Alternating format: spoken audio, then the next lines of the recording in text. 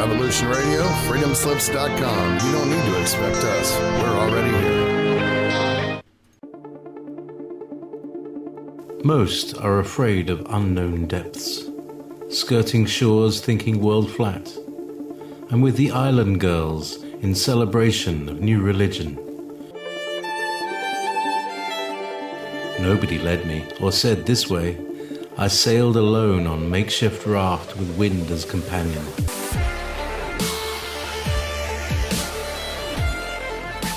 Fate for deliverance, confidence enough to assess new disposition. Seekers of lost paradise may seem fools to those who never sought the other worlds. Welcome to Momentary Zen with Zen Garcia. Visit www.fallenangels.tv.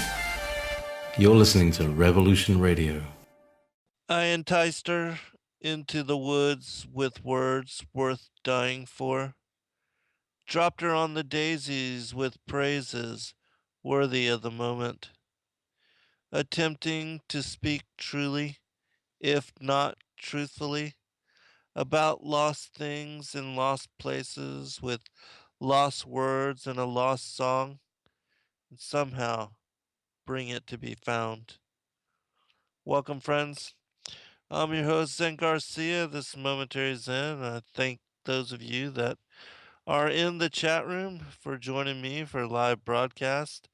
We come to you every Wednesday evening, 8 to 10 p.m. Eastern, here on Revolution Radio. And those of you that might be listening to archive, all you have to do is go to freedomslips.com, enter the chat, and click on the play button at the very bottom. There's both a Studio A and a Studio B, and I will be broadcasting live out of Studio B every Wednesday evening. So, in the future, please join us. And all right. Um, well, those of you that are in chat room, thanks for coming. It's good to see you, Mr. Rowe and Blinders and Change Me and Zippy and Will and Banjo Picking Gal, Crystal Eyes, Easy P, Blues Girl, Link, Kathy, and all the rest of you that are also there.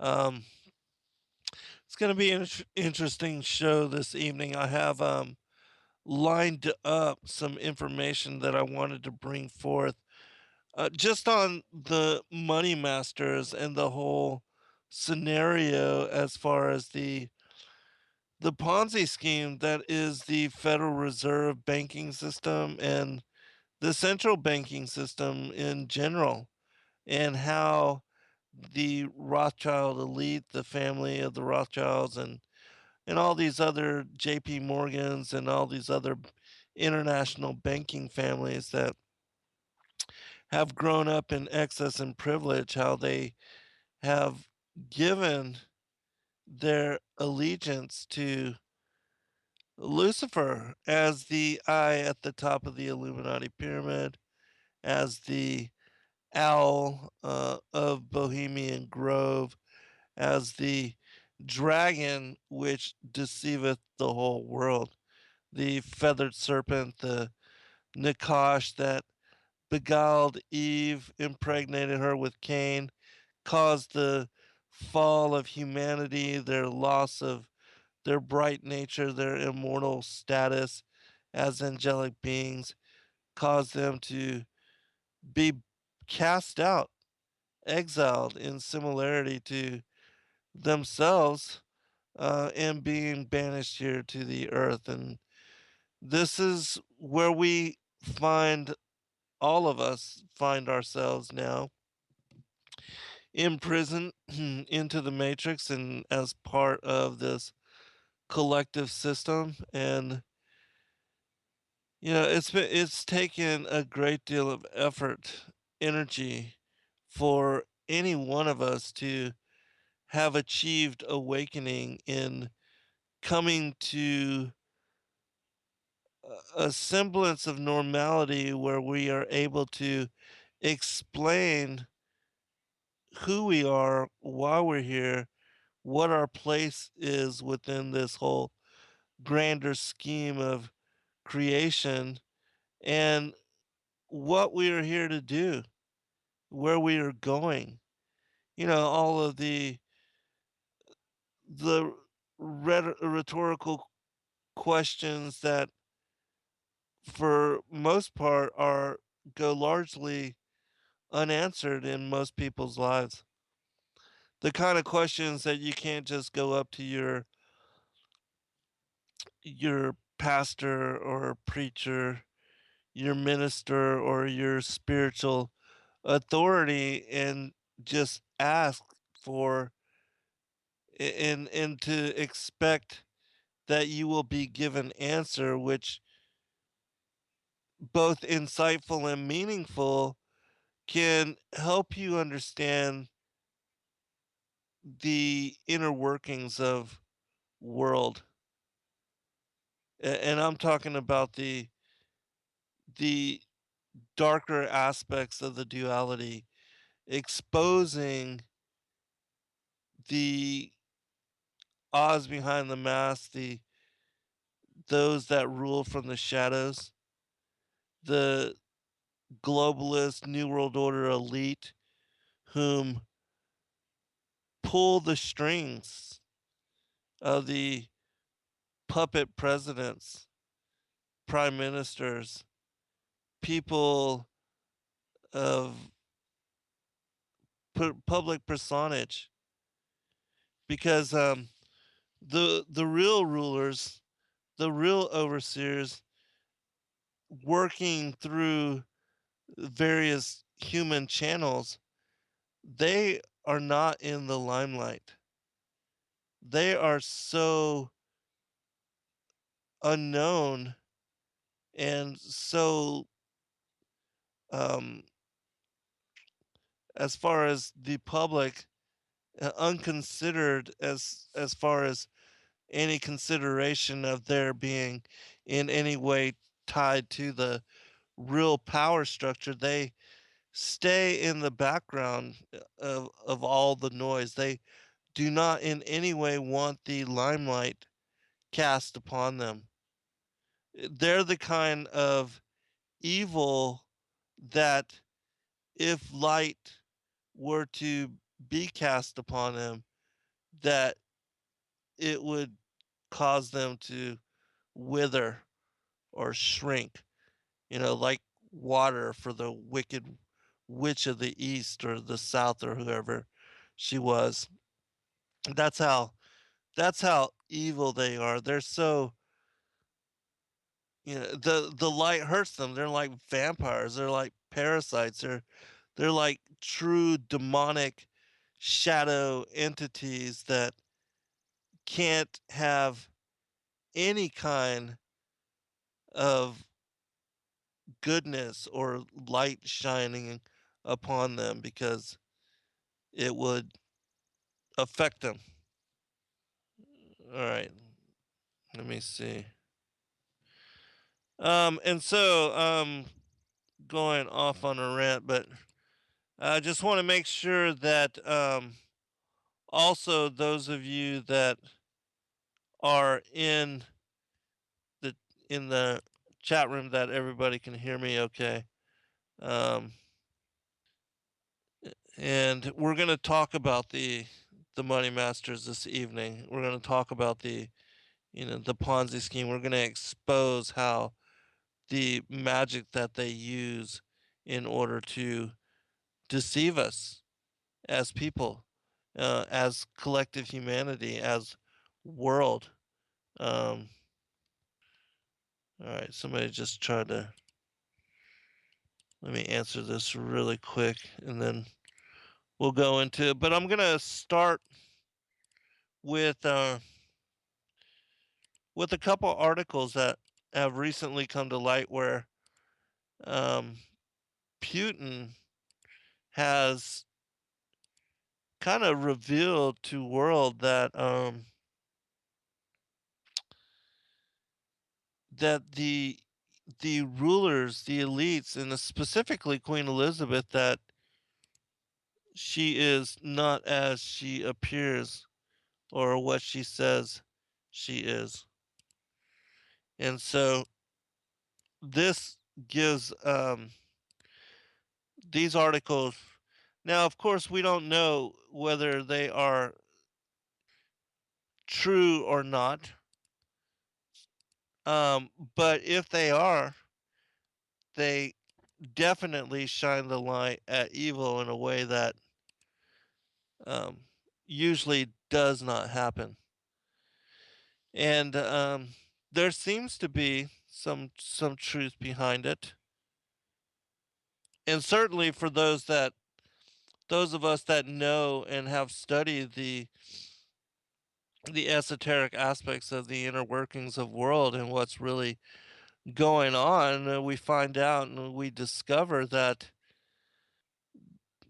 most certainly truth is stranger than fiction, and that the story of what's really up is a Hollywood tale that um, would take several blockbuster writers and several Hollywood scripts to even be able to convey. I mean, it's if somebody could really capture the essence of this story, the story of humanity and basically our wars against these reptilian overlords, these dragon, these seraphim angels that are, you know, being cast out of the heavens, being banished here to the earth, that have been, since even before the creation of humanity, have been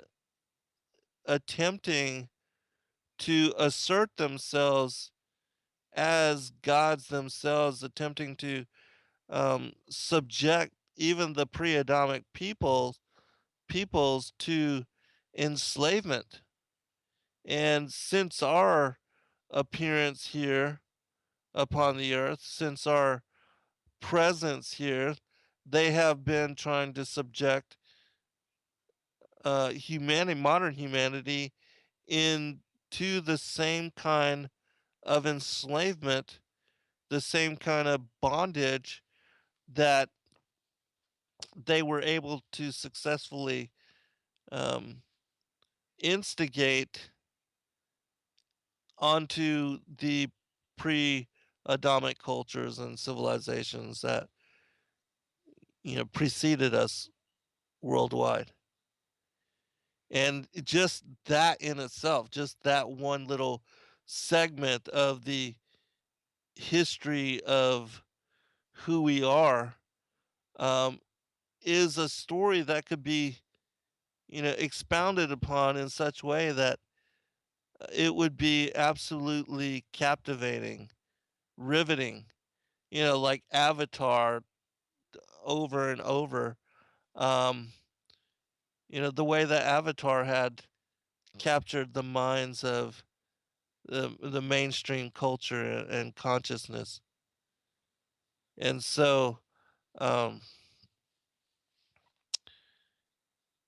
once you are able to understand all the segments of it and to piece together the story um, in its fullness, in the way that the biblical narrative aligns with and ties together with that of the ancient history and the oral traditions of people worldwide, well, it's, the underlying truth that is the greatest story never told.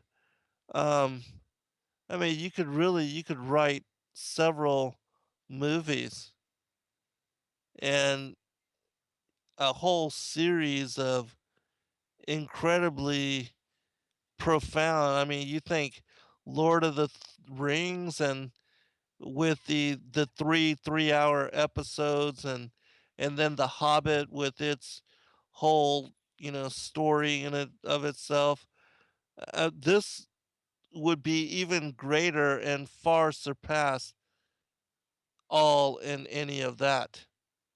And there are some connections even too with, what was recounted and what was told as story, the fictionalized version of those stories. There's a lot of connection to truth um, associated to the reality of how things have unfolded and transpired here in, well, especially in the last 6,000 years. But if you want to include the story of the prior times and the pre-Adamic peoples, that most certainly that adds, a whole different twist and flavor to, um, because a lot of that would be considered, fully sci-fi, and there were a lot of the hybrid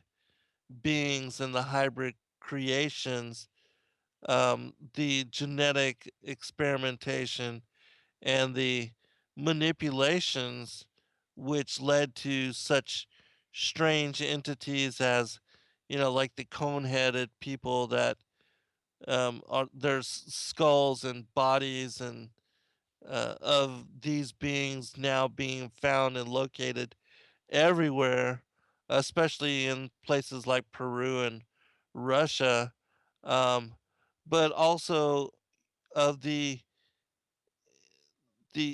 ancient giants, which their skeletons and their bones and their bodies were so old that when the graves were opened up to the air, they were so frail that they would just collapse into dust. It just disintegrate and completely disappear. And and then the fact that the Smithsonian dumped so much of that and got rid of, it made to disappear a lot of those artifacts and those kind of, giant bones and the history that was connected to those as ancient people. Because here in America, we own one of the grandest legacies in connection to the giants as a alternative race of humanoid. That when the pioneers, the pilgrims, and the, those that came across and first settled here in this land, basically um, stealing, largely stealing from the native peoples that were already here. Even they have stories of these beings and the wars that they fought with them because they were cannibals. And so there was a grand history of occupation where these entities were everywhere found and located within the borders and the oral histories of America as a nation. And that even when the conquistadors, the different explorers from, all the different countries that were trying to colonize different segments of the Americas and even South America, there's all these stories of their encountering live giants, and that these giants were often the very chiefs of the different peoples and native tribes and groups that they encountered, and how you could see the difference. You could tell that there was a difference between them and the people that they ruled over, but you know the but still they the native peoples often were working and ruled by some of these gigantic beings. And then there were, tribes like the Paiute Indians that were that spoke of and talked about how there was a group and a race of giants that were um, kidnapping their peoples and then cannibalizing them, and in horrific ways. Like they would um, tie them to a pole and then keep them alive and cut flesh from them and then grill the flesh.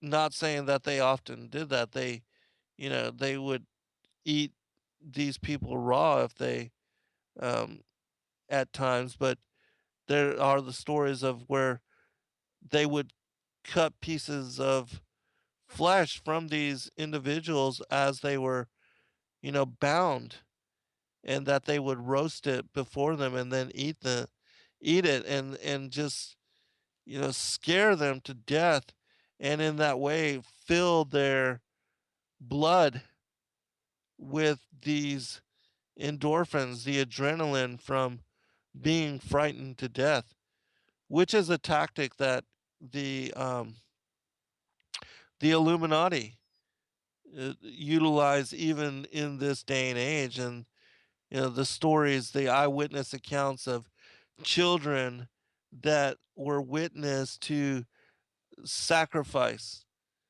and the blood sacrifice and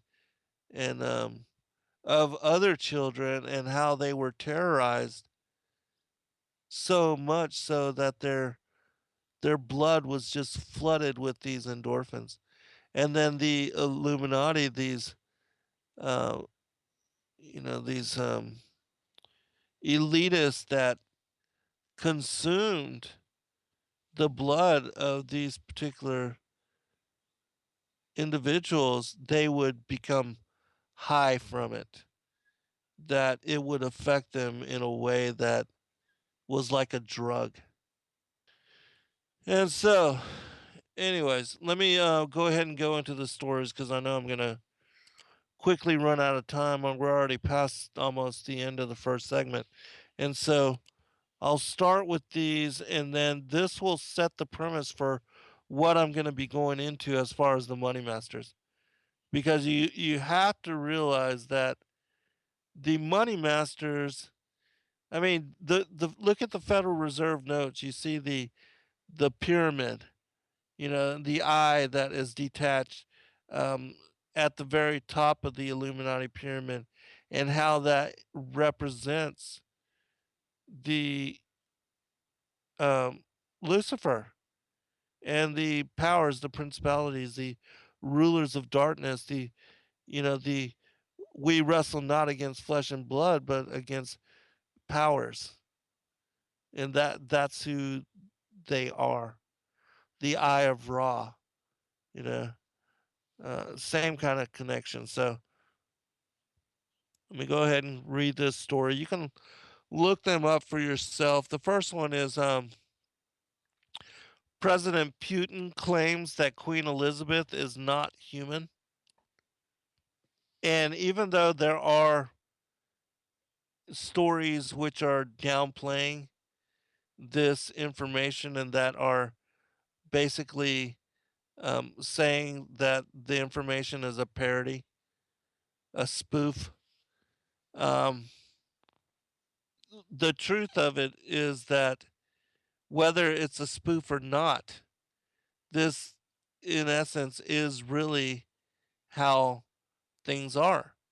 And this is how um, even the Emerald Tablets, in their relation, which, being very, very old, they hit the nail on the head in talking about these entities as being interdimensional beings that were called up from the below, and how they uh, got um, basically took over the councils of humanity and stole the bodies of the ruling elite, and that they are now parading as royalty, but that in truth they are these shapeshifting these feathered serpent, dragon, seraphim, angel entities. Just, you know, um, even the Bible says that Lucifer will parade himself as an angel of light, and that is referencing the same thing as what I'm talking about. All right, let me go ahead and go into it. It says this: Putin met the Queen at the 70th anniversary of the D-Day landing in Normandy, France in 2014. He was widely criticized by the Western media for failing to help the monarch up the stairs and keeping his distance from her in general. But 2 years after the incident, Putin reveals why he kept his distance from Queen Elizabeth at the gathering.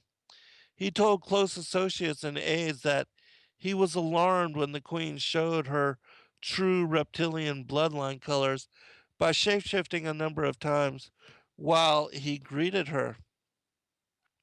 The Queen shifted between reptoid and human form 3 or 4 times while greeting Putin. And according to him, when the Queen revealed her underlying reptilian nature by shapeshifting, her face turned scary with evil looking slit eyes and a long dragon like snout. Her skin also turned a gray dishwater color. He also saw the old monarch shapeshifting when Obama and New Zealand Governor General Jerry Matapere helped her down the stairs. Putin said that when Obama held the Queen, her hands turned reptilian green and scaly, and when she smiled, she revealed sharp and spiky reptilian teeth that glistened evilly. Now, of course, I know all of this sounds absolutely ludicrous and totally fantastic, but again, when you do your research, all right, we'll be right back. All right, welcome back, everybody. A few more shout outs to Olive and Monster and Kathy Jean. Always appreciate you, sisters, so very much. Hammerhead and Piney and Truthy One. George Up, Jerry B, Blasphemous Buddha, George S1, um, Nighthawk. Good to see you, brother. And the rest of you, Australian Paul, Link, and all those of you that are not in the immediate scroll. All right, let's continue on because I know I'm going to quickly run out of time, and so I was speaking about um, just the strangeness of this story and how even though it seems just so sci-fi, that when you really do your research and look at the biblical narrative, that this is the underlying truth of what's going on in the world. As strange as it seems and as ludicrous as it sounds. I mean, think of even in Genesis chapter 3, uh, of a serpent talking to a human woman and tempting her to eat fruit from the tree of the knowledge of good and evil. How ludicrous that sounds. And yet that resulted in the birth of Cain as the firstborn hybrid son of the devil, and that since Cain, there has been a lineage of physical, these children that are associated to the dragon, to the serpent of Genesis chapter 3, which is why the oldest prophecy in the Bible speaks about there being enmity between the seed of the woman and the seed of the serpent, and how since that time there's been an ongoing war between these two bloodlines. All right, continuing with the story. Um, Putin accused the elderly monarch of shapeshifting repeatedly as a warning to him to not mess with her as the high priestess of the world ruling reptilian Illuminati clique. According to sources close to the Russian president, he confirmed that witnessing the queen demonstrate her shapeshifting powers confirmed conspiracy theory allegations that the queen and her royal family are not entirely human but have reptilian alien blood that allows them to shapeshift between human and reptilian forms. Putin said that he was convinced that the queen's shapeshifting was meant as a personal warning to him.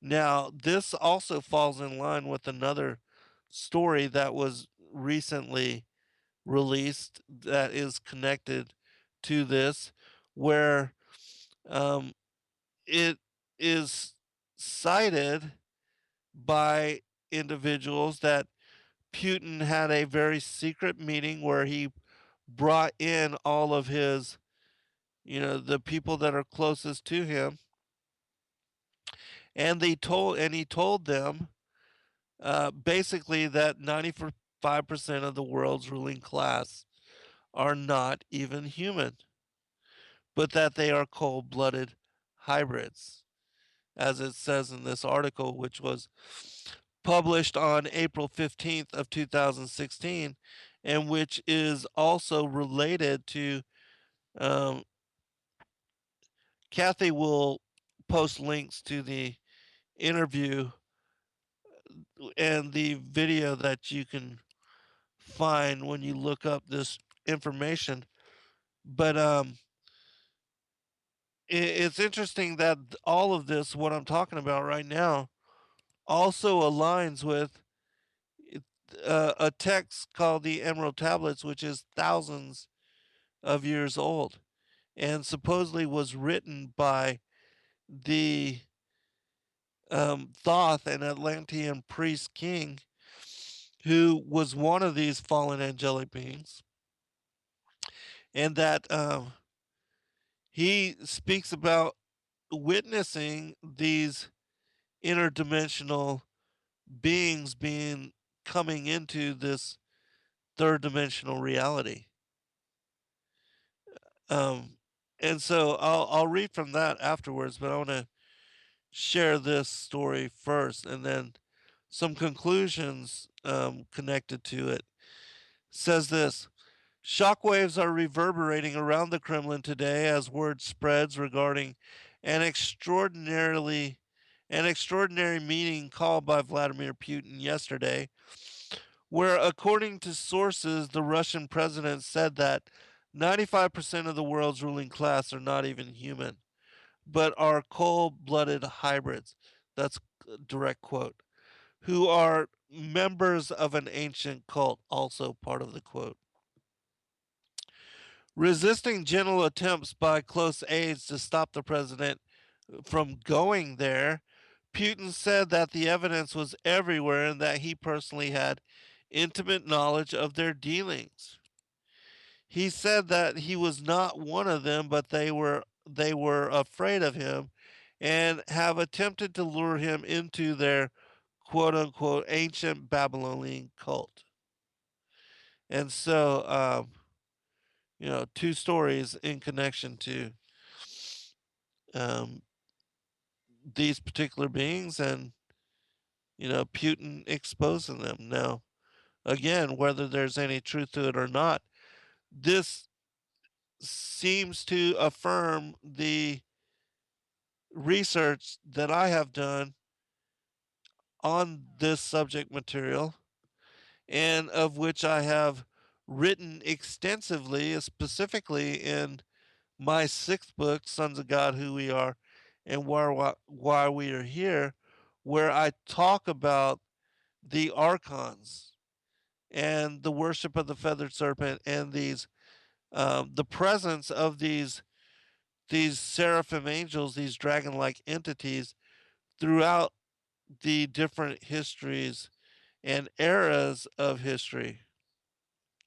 especially in regard to the what the Sumerians called the prior times and what the Egyptians referenced as Zeptepi the first times, because then they were openly exposed to and ruling directly over the pre-Adamic peoples, and they were, there were petroglyphs and statues and um, different iconography associated depicting them in their feathered serpent in their reptilian form. And those things are have survived even today. And so I'm going to read this quote, and then I'm going to go into this explanation, which it's from the Emerald Tablets, tablet number 8, and it says this: Speak I, and I've brought this up many times, but I mean, it's so pertinent and so connected to what we're talking about that I just have to read it again. I mean, it's absolutely mind blowing. Speak I of ancient Atlantis, speak of the days of the kingdom of shadows, speak of the coming of the children of shadows. Out of the great deep were they called by the wisdom of earth men, called for the purpose of gaining great power.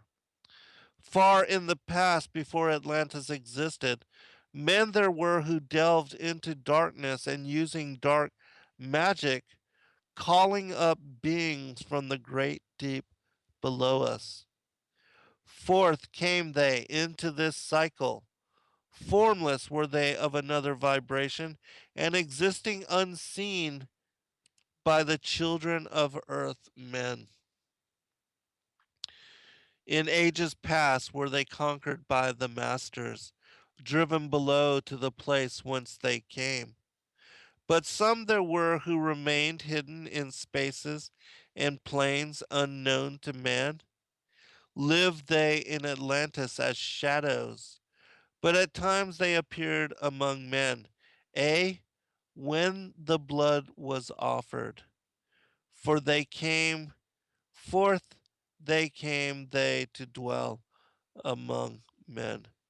And so, whenever the blood rituals, whenever the blood was offered, these beings could be invoked, they could be conjured up.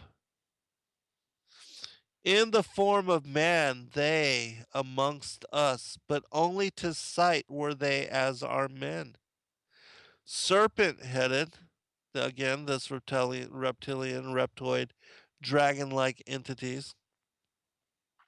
Serpent headed when the glamour was lifted, the glamour meaning their human appearance, just like with what the queen supposedly did with Putin in showing him her real form.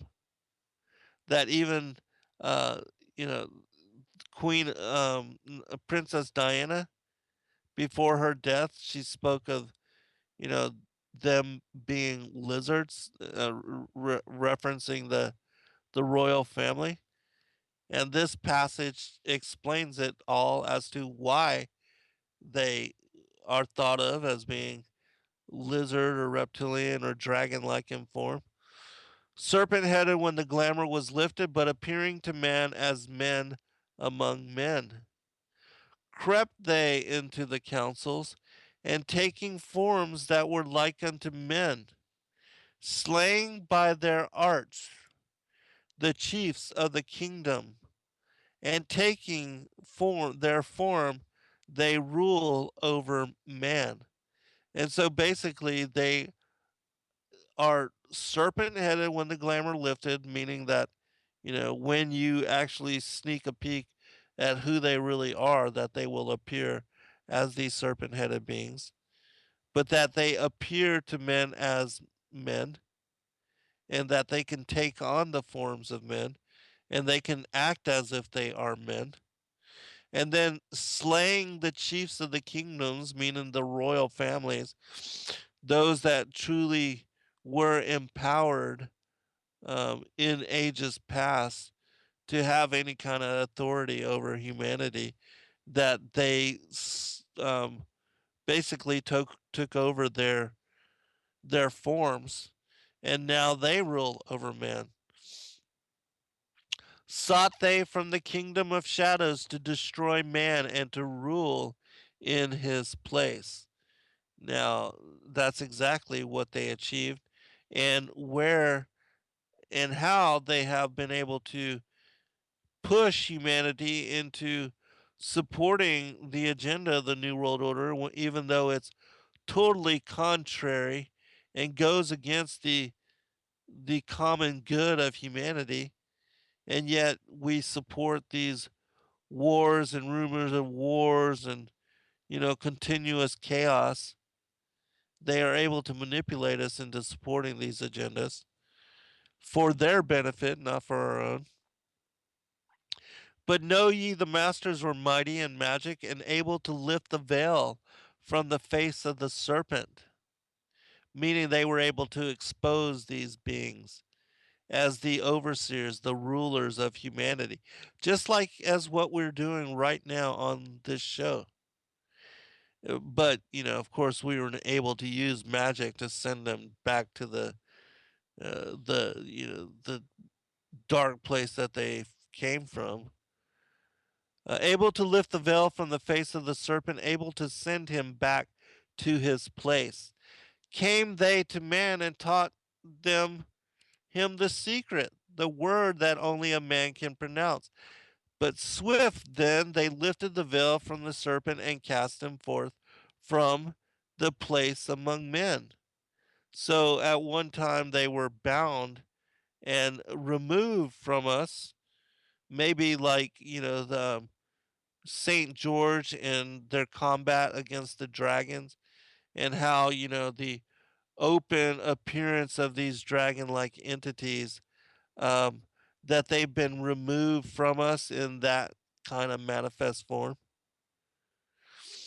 Yet beware, the serpent still liveth in a place that is open at times to the world. Unseen they walk among thee, in places where the rites have been said, meaning the dark rituals, the magic, the elites and performing these blood sacrifices and offering children in sacrifice, and then drinking their blood and eating their flesh. That these are the places where the rites have been done, these unholy, unsacred rites,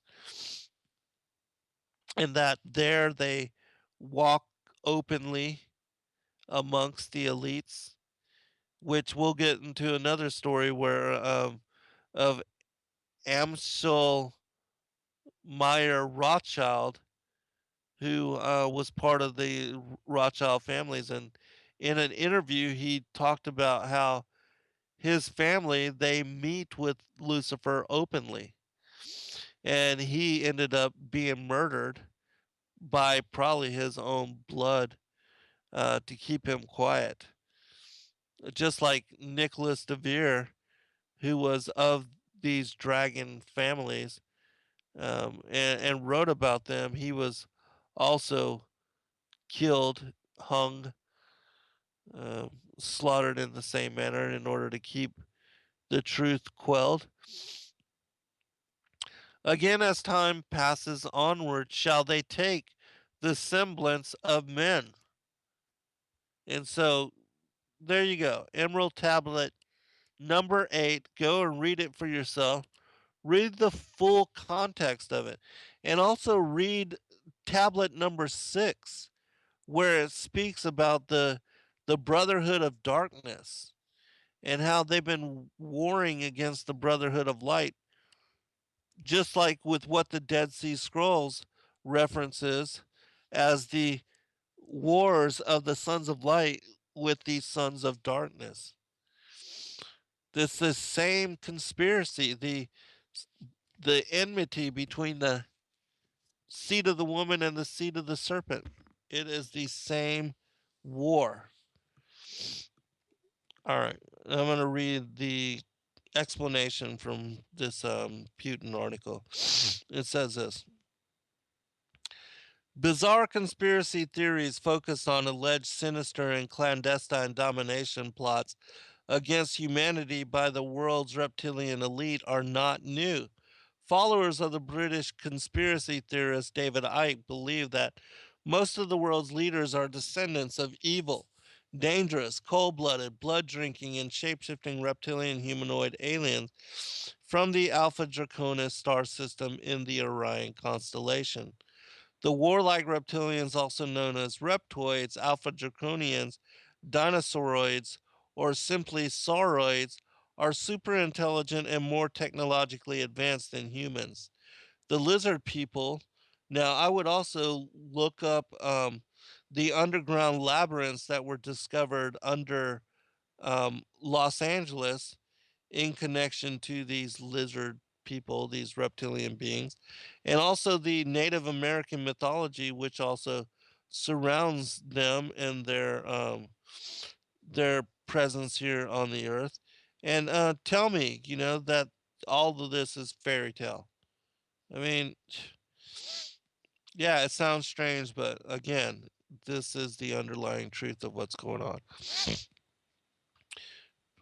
The lizard people arrived on Earth about 800,000 years ago, before the ancestors of present humanity, who, as some alien conspiracy theorists claim, arrived on the Earth from the Lyran star system about 200,000 years ago. All that is a crock of, you know what.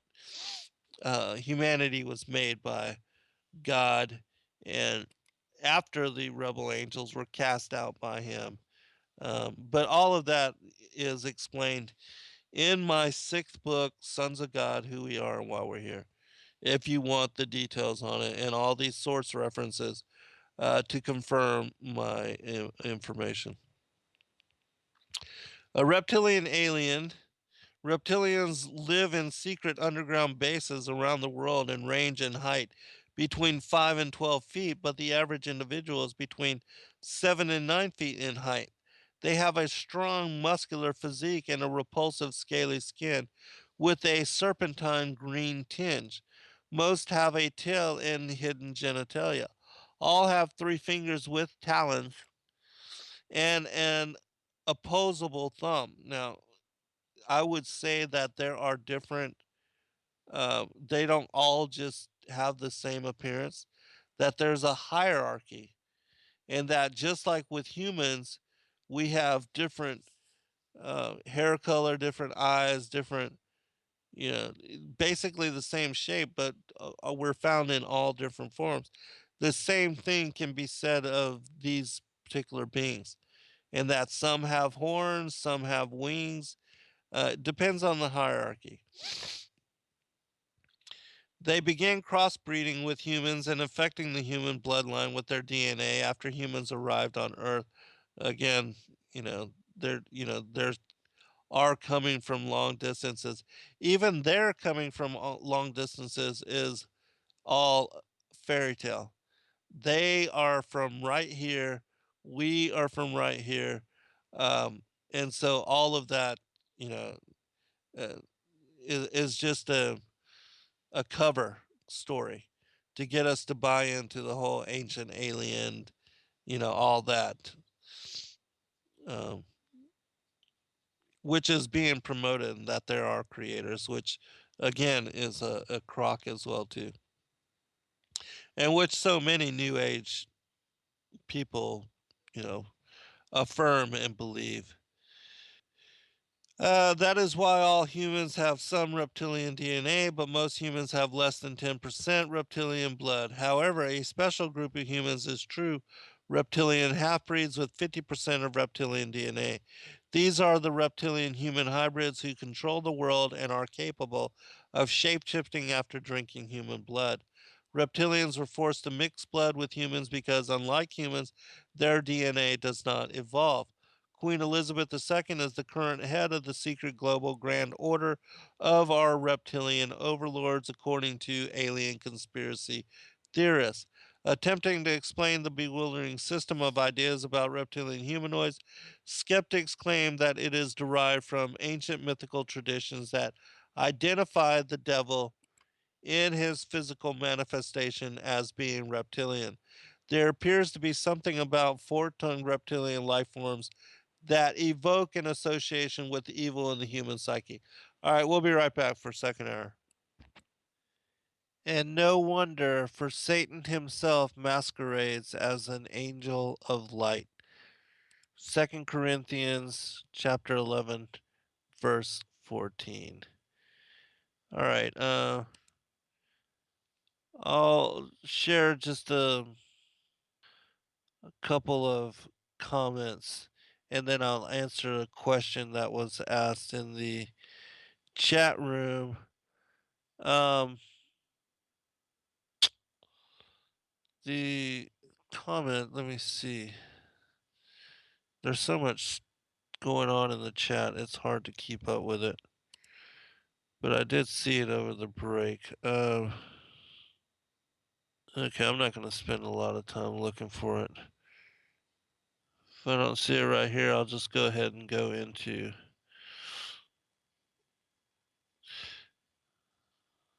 Oh, Piney says, yeah, they're ancient, but they're not extraterrestrial, which is absolutely my thinking as well.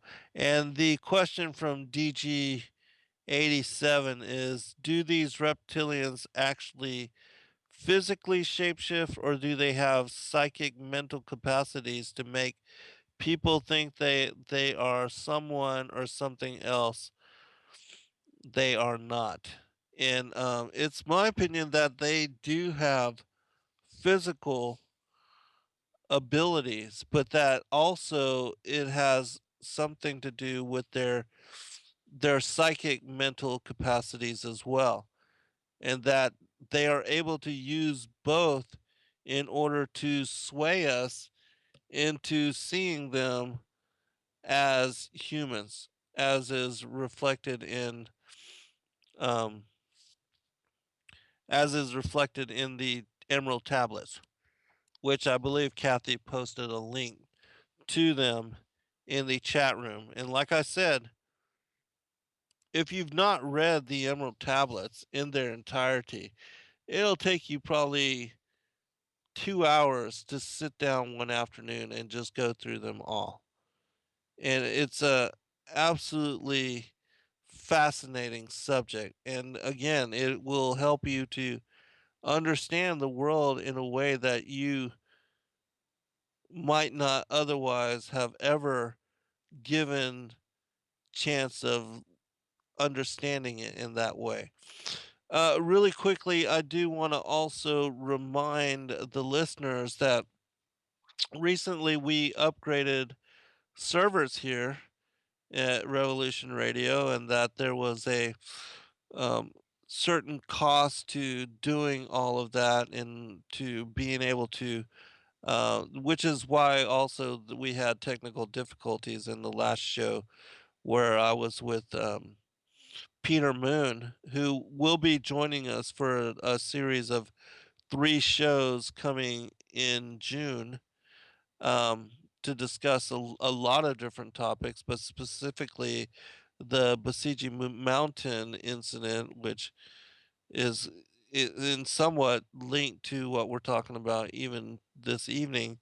But I do want to just remind people, those of you that can't afford to do so very easily, to oh, and this also is linked to a comment that I believe it was Zippy that was talking about how Revolution Radio, that oftentimes there's both two really good shows on both Studio A and Studio B, and that a great way to support the network is by buying access to the archives.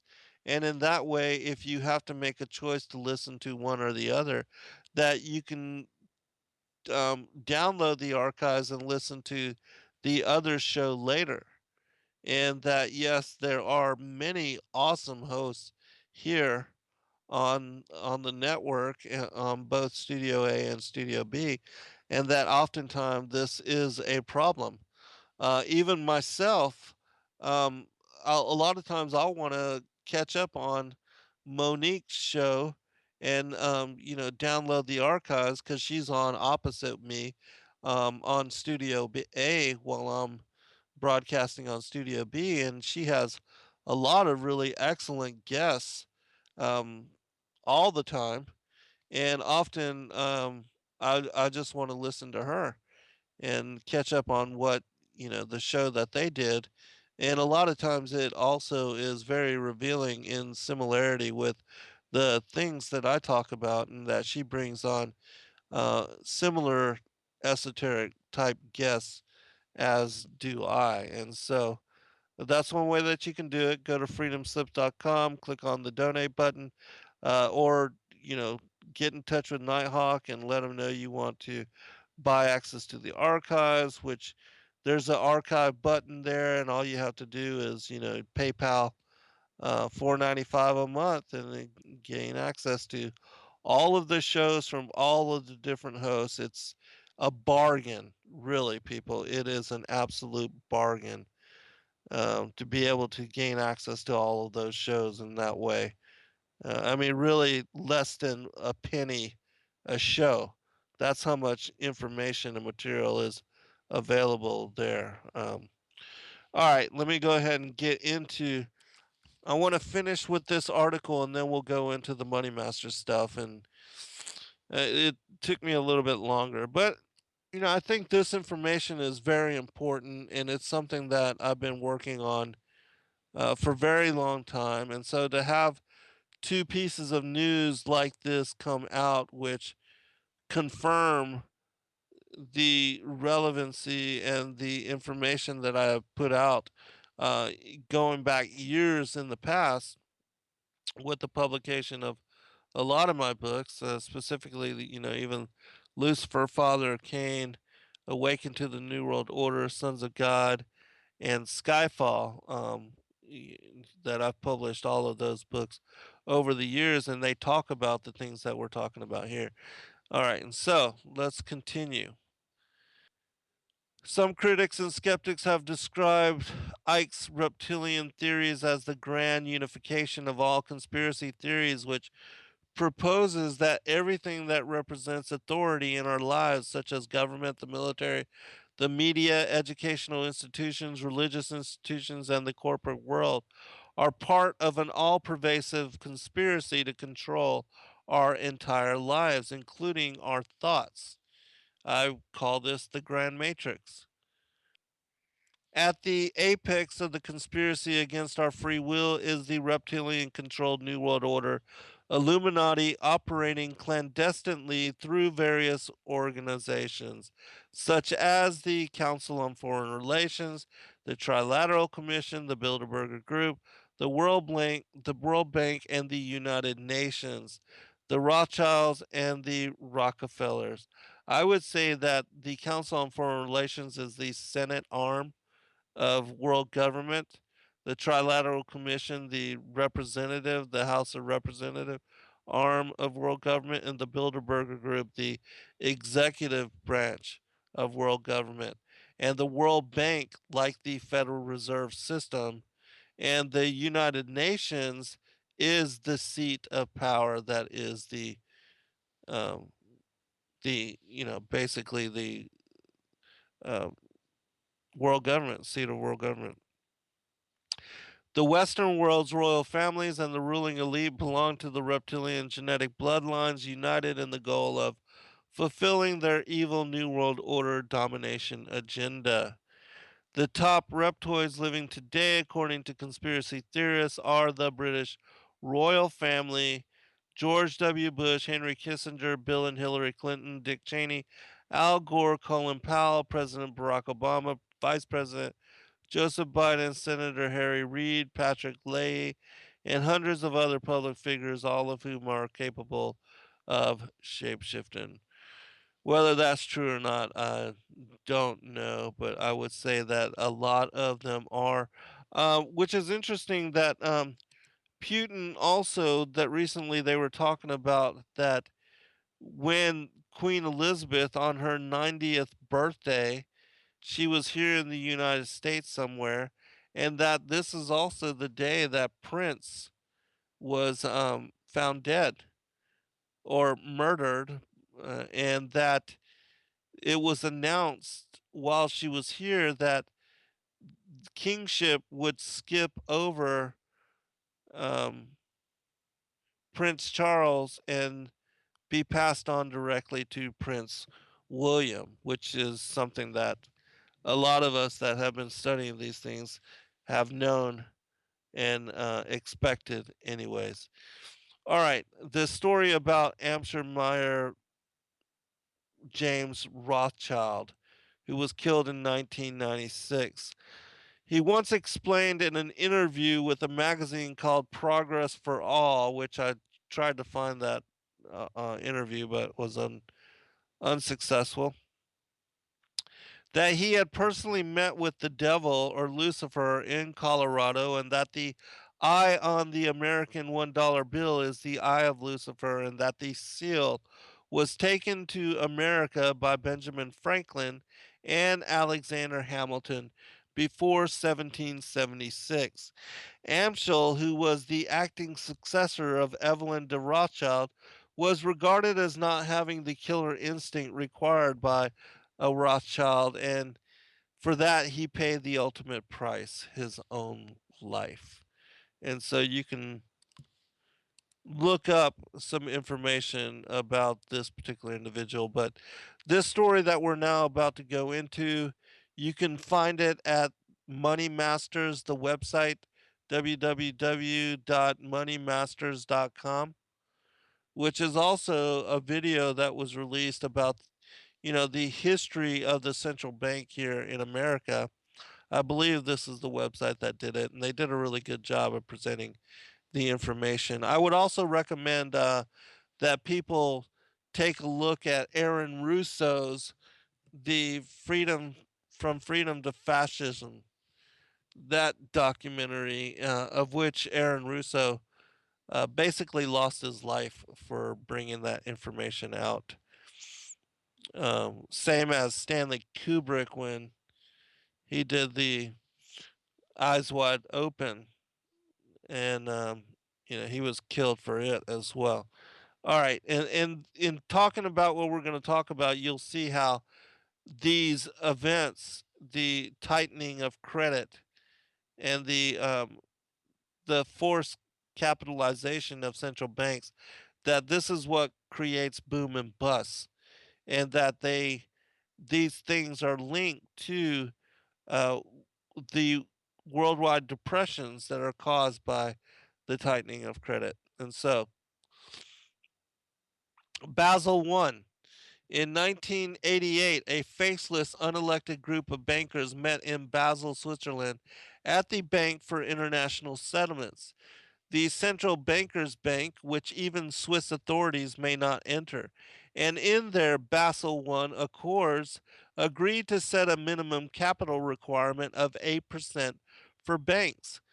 You know that, through the fractional reserve lending, banks are basically able to create money out of thin air, and that's the way that they increase their profits, is by um, getting deposits from people and then lending that money to other people at interest, which is the same thing that they do to us as a people in through the Federal Reserve System, which is totally corrupt, privately owned banking system. It really, it's a European bank, and that they print the money, which it should cost next to nothing to do that. They print the money and loan it at interest to our government. And the interest is accrued, and we, the people, are then forced to pay down the debt taxes, with taxes on our wages and earnings, which is totally corrupt and unconstitutional. But this is the Ponzi scheme that has been perpetuated and ongoing. All right, continuing. This was a number fine for some banks, but higher than what was in place for France and especially Japanese banks. To raise more capital to reach the 8% level, French and Japanese banks had to reduce loans, causing a recession in France and a depression in Japan, one from which Japan has never fully recovered. Basel II. In 2004, the same group met and agreed to Basel II, the return of Basel I, which required that banks to value their capital based on market values or mark to the market. These rules were approved for the U.S. on November 1st, 2007.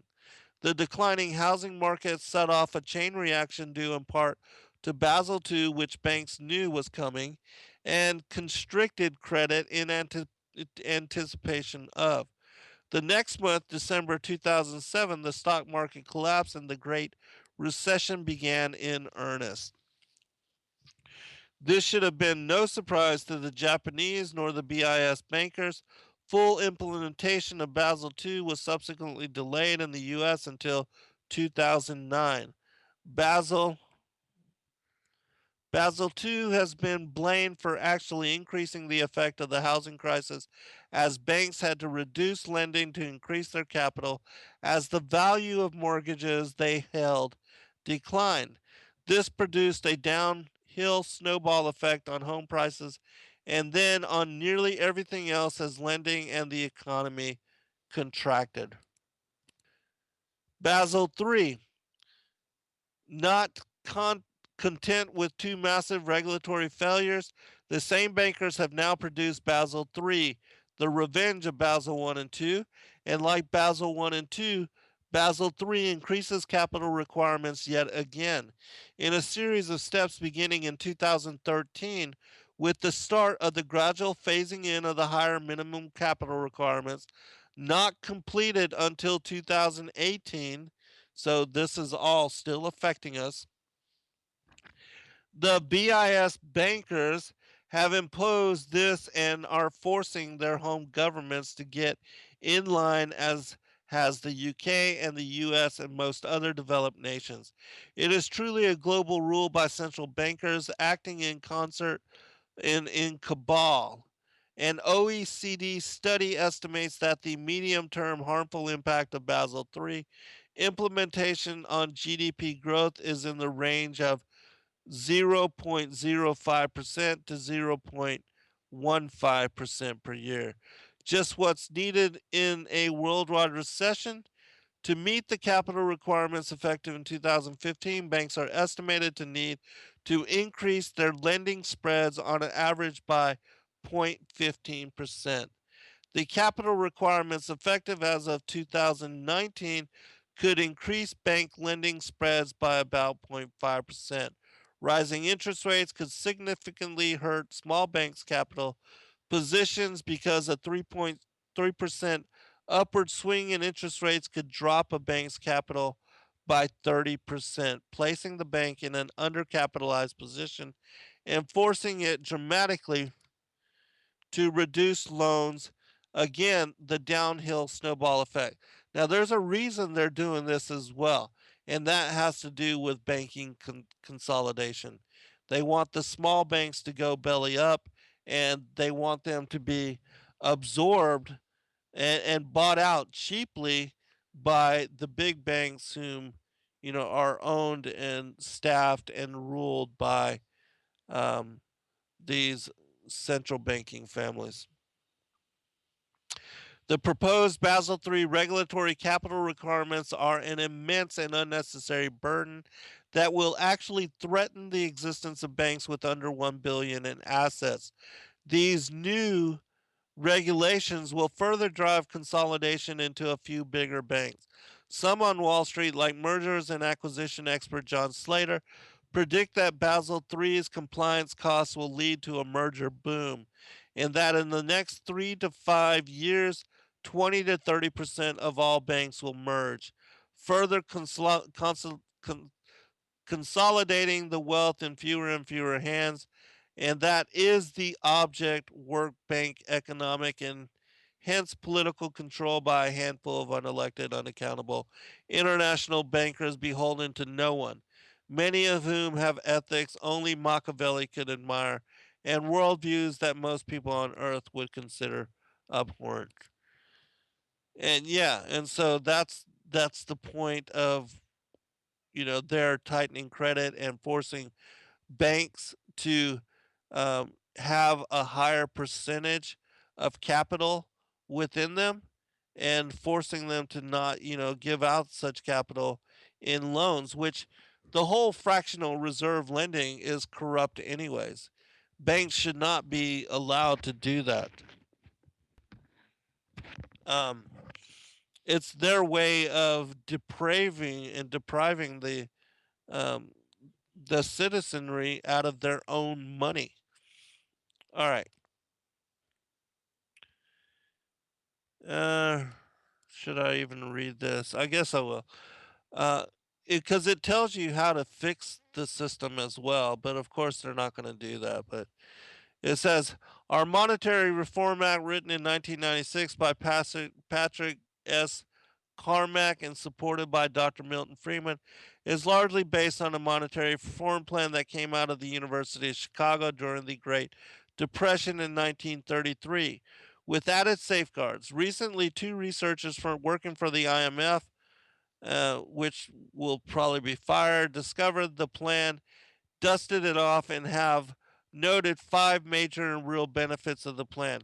While there is slim to no chance that the IMF will promote the plan despite its obvious advantages to the public, still it is very interesting that its own researchers discovered and complemented and hoped to advance it. The advantages of the Chicago Plan, the Monetary Reform Act, are one, better control, reduction of business cycles and fluctuation, the boom bust cycles, that in of itself will cause it to not be accepted.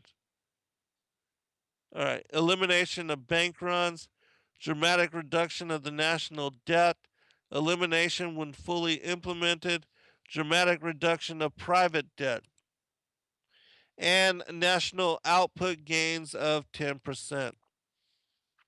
The IMF authors noted that all five benefits of the plan were supported by their research. That is true. Caveat, however, absent safeguards, the Chicago Plan per se would dangerously increase Leviathan, the state's control over the economy, while reducing direct private bank control. And it does not abolish fiat money, which would be even more subject to political control under the Chicago Plan. As noted in the Monetary Reform Act and by Dr. Freeman, remedies to those two deficiencies would be that either monetary growth must be regulated by a constitutional amendment establishing either at zero stable supply or a low fixed rate of annual growth, such as 3%, or by legislation or fiat money abolished and replaced with a commodity based money such as gold. How nice would that be? All right. Unfortunately, legislation is subject to political manipulation. Um, I'm going to actually skip down just a little bit because I know we're going to quickly run out of time. And so there is, they have a resolution to fixing the system and safeguarding it from all this manipulation, but they want to be able to manipulate it. They want to be able to contract the money supply. You think of this, all the easy money and all the money that has just been flooding the economy.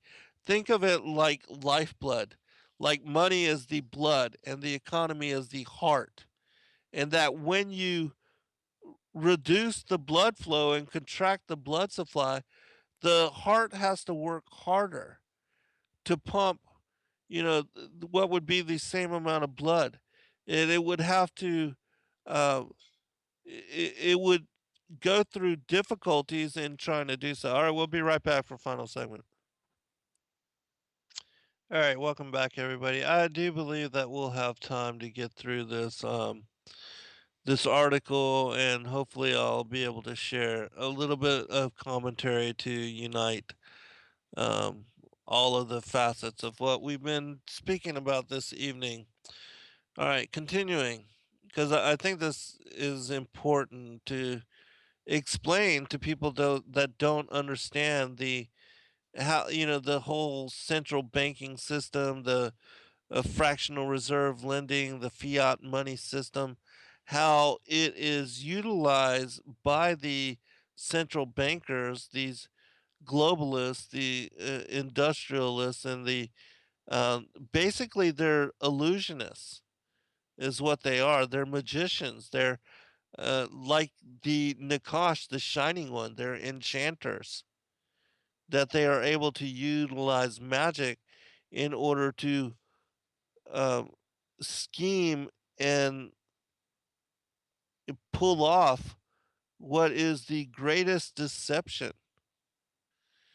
And so, continuing, the central bankers Bank for International Settlements, the BIS, in 1988, in the Basel I regulations, imposed an 8% capital reserve standard on member central banks. This almost immediately threw Japan into a 15-year economic depression. In 2004, Basel II imposed mark to market capital valuation standards that required international banks to revalue their reserve according to changing market valuations, such as falling home or stock prices. The U.S. implemented those standards in November of 2007. In December of 2007, the U.S. stock market collapsed and credit began drying up as banks withheld loans to comply with the 8% capital requirements as collateral valuations began to drop. The snowball effect of tightening credit, which reduces economic activity and values further, which resulted in further tightening of credit, etc., has produced a worldwide depression which is worsening. Those capital standards have not been relaxed despite the crushing effects on the world economy. The credit contraction it requires has caused. Why? Because, quote, the purpose of this financial crisis is to take down the US dollar as the stable datum of planetary finance, and in the midst of the resulting confusion, put in its place a global monetary authority run directly by the international bankers, freed of any governmental control, a planetary financial control organization. The IMF, which we see that happening even right now. The U.S. did modify these rules somewhat a year after the devastation had taken place here, but the rules are still fully in place in the rest of the world, and the results are appalling.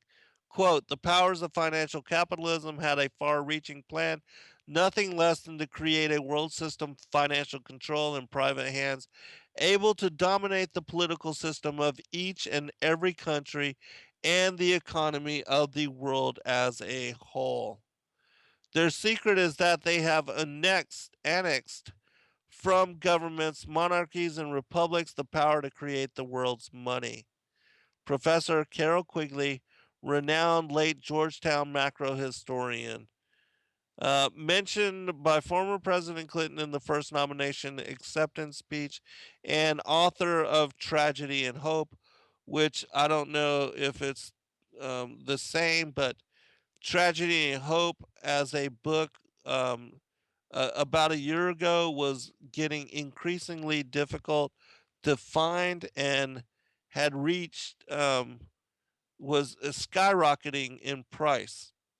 I happen to have a copy of it because I got it so long ago. But if it's the same, it's difficult for people to find copies of this book. All right, Carol Quigley, was one of the last great macro historians who traced the development of civilization with an awesome capability. Dr. Peter Krogh, Dean of the School of Foreign Service. All right, we're almost done here. National Economic Reform and Recovery directs the Treasury Department, this is for us, and well, let me read this first. Directs the Treasury Department to issue U.S. Treasury notes, like Lincoln's greenbacks, can also be in electronic deposit format to pay off the national debt. Number two, increase the reserve ratio of private banks are required to maintain from 10% to 100%, thereby terminating their ability to create money while simultaneously absorbing the funds created necessary to create and retire the national debt. These two relatively simple steps, which Congress has the power to enact, would extinguish the national debt without inflation or deflation and end the unjust practices of private banks creating money as loans, i.e., the fractional reserve banking. Paying off the national debt would wipe out the 400 plus billion annual interest payment and thereby balance the budget. $400 billion just to pay off interest. That is just a crazy amount of money. And if we could just free that to do things that actually matter, that would actually benefit and affect in positive manner we the people, the citizenry. Look at the crumbling infrastructure of America.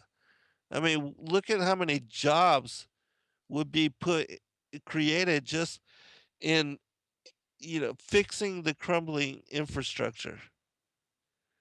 I mean, so many good things could be done with that money instead of just giving it over to these illusionists, to these corrupt individuals that have no right to it.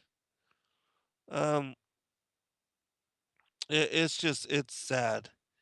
And look at how many years they've been collecting this incredible, insane amount of money.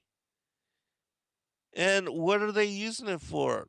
The funding, the creation of war, and the, basically arming the terrorist elements of the world so that they can pull out of the pop the jack in the box and pull out a boogeyman whenever needed in order to push further the agenda for security and further consolidation of power and increase police state measures, the reduction of civil rights and the further uh, empowerment of military and police forces around the world. All right, continuing. We only got just a little bit more. This act would stabilize the economy and end the boom bust economic cycles caused by the fractional reserve banking system. I'm only going to read a little bit more.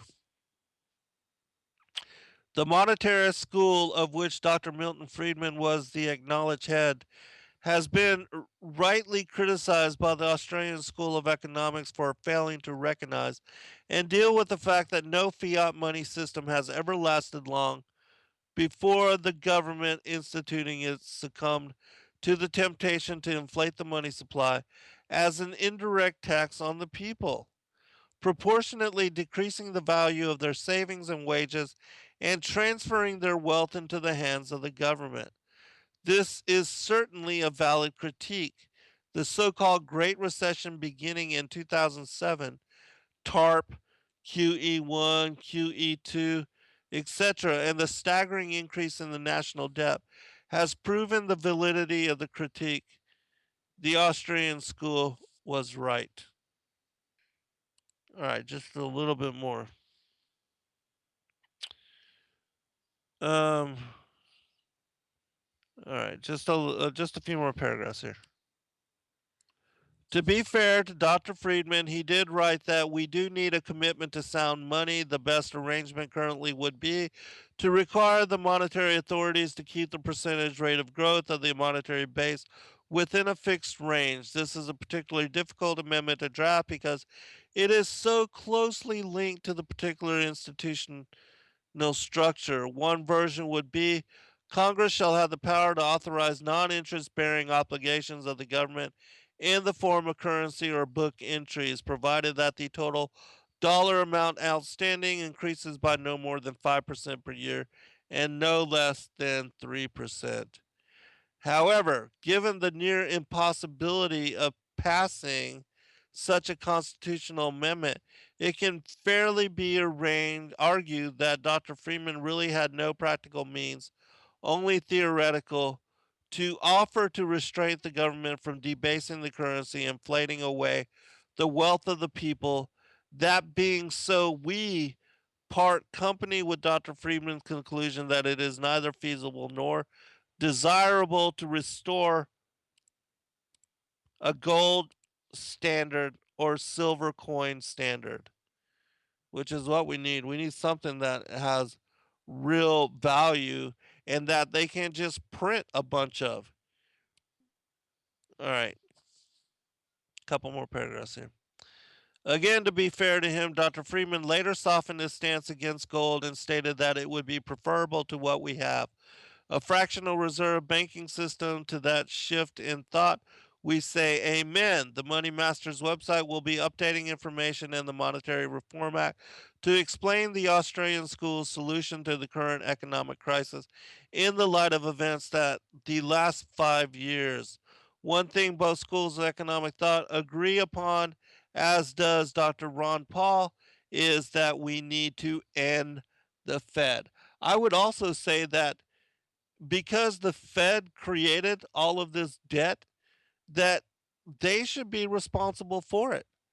That we, the people, should not be responsible for their creation of debt. And if that they want to loan all of this money, and the government wants to take on all of this debt, that it should not be supported by the goodwill and faith of the American people, as it says on the Federal Reserve notes.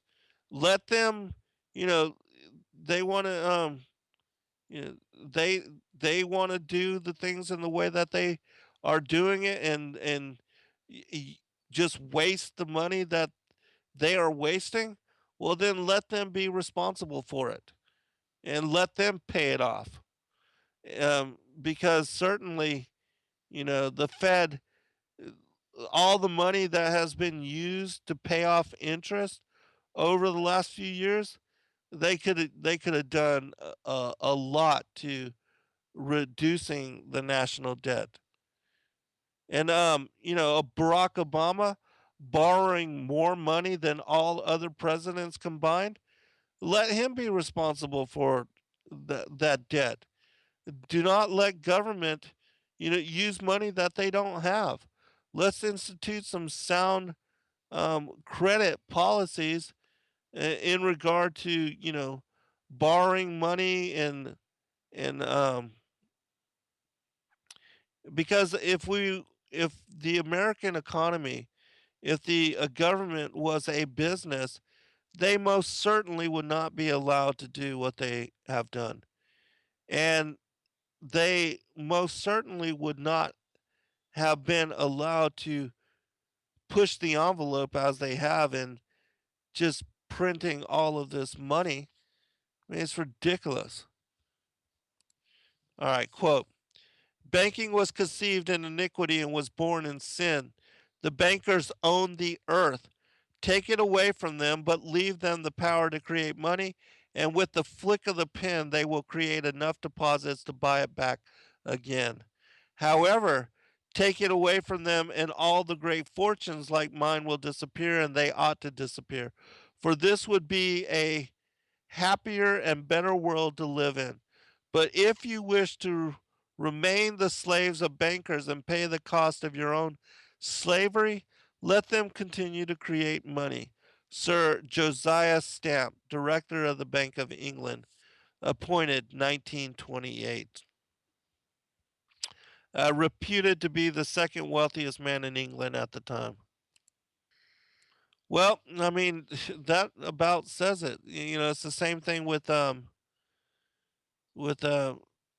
Ben Franklin when the Republic was created, and he was asked what he thought about it, and he basically said, "Yeah, it's a grand idea as long as you can keep it and you can maintain it." And that, what was it that Thomas Jefferson said?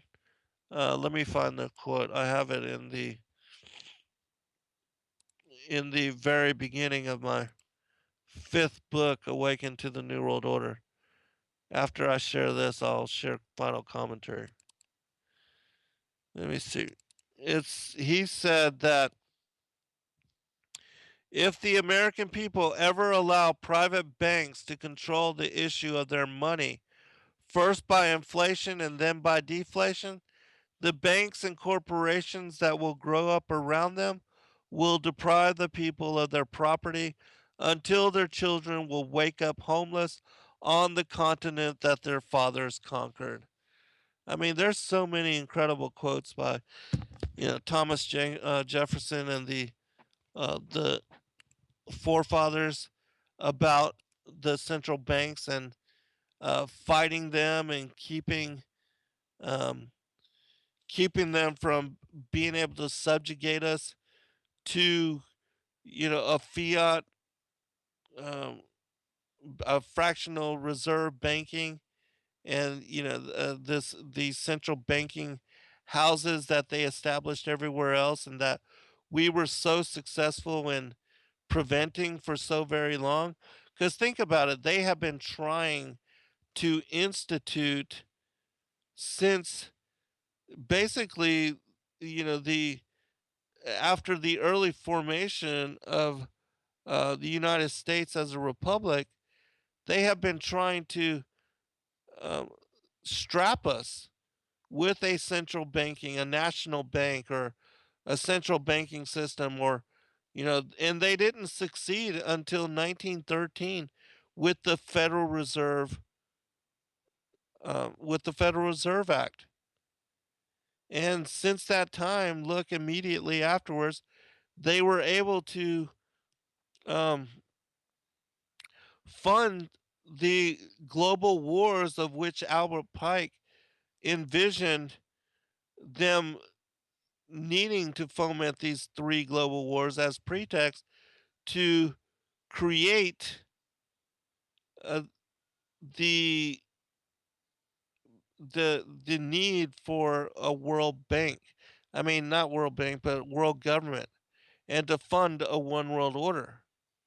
And so you see that happening right after the Federal Reserve Act passed. You have World War One, and war in a way where millions of people lost their lives. A conflict that where nations, many nations, all were involved, and slaughters of peoples, just you know, thousands upon thousands of people. The destruction of not just economies but infrastructure. I mean, all of that, and it's they were the ones that controlled the means, controlled um, the different um, corporations and companies and businesses with which to rebuild the infrastructure of all these destroyed countries. I mean, and they have been utilizing that as modus operandi for a very long time as well.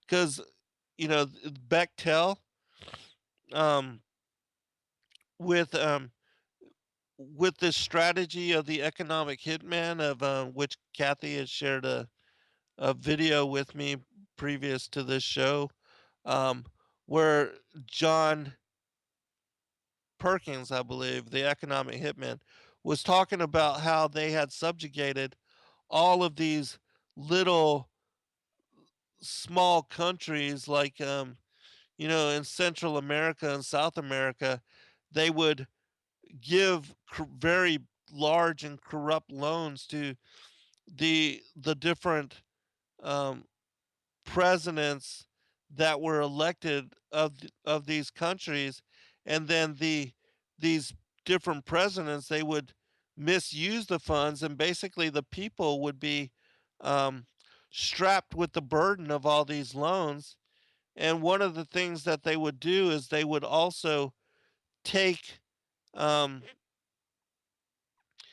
they would, with these huge loans, they would hire American corporations to come in and build the infrastructure of these third world nations. And they would require the people to pay down all of these loans, all of these huge loans. And that would basically enslave the people and subjugate them to years of debt slavery, of having to pay down this debt that these presidents took from the International Monetary Fund, or whatever international banking cartel um, was utilized for you know the the capitalization in that way. And that's the way they've done it. They've done it this way for so very long. And it's the same thing with, after the three global wars. Well, I say three, we've only had two. They do plan on having the other one. I mean, that's all being played out even right now, because it's the Zionists being um, the controlled opposition is being created between the minorities of the Zionists in Israel and that of the Muslim fanatics, the extremist Muslim terrorists that have been funded and created by um, you know the um, the governments of our world. Even here, the American government funding and creating Al Qaeda, the Taliban, through the Pakistani ISI, and funding the Muslim Brotherhood. And I mean, it's all the same kind of thing. It's been the same kind of thing for very, very long time. And so we see this because they've been successful in doing it this way.